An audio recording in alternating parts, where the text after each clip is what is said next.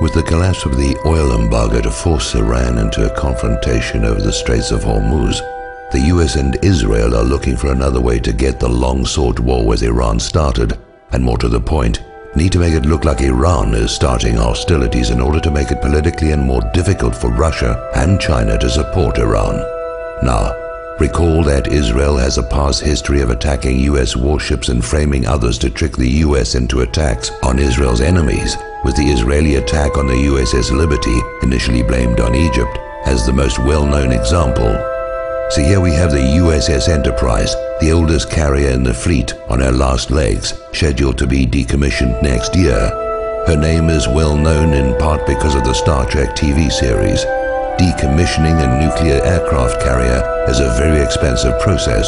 USS Enterprise is powered by 8 nuclear reactors, all of which must be disposed of as nuclear waste material along with all the associated machinery. The US Navy would save a great deal of money, more than the scrap worth of the steel, if USS Enterprise were to be sunk in the Persian Gulf, where the radioactive mess is someone else's problem to deal with. So why send an ancient warship at the end of a useful life into harm's way?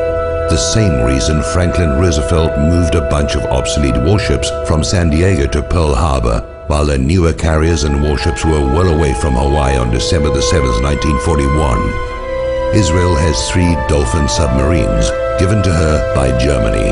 They have been seen transiting the Suez Canal in the past and could well be operating in the Gulf of Oman, even the Persian Gulf by now, lying in wait for a used-up and obsolete warship, more useful as a sacrificial lamb than an actual weapon, a ship with American sailors to be attacked as Israel attacked the USS Liberty, then to be blamed on the designated target, Iran, by a compliant media.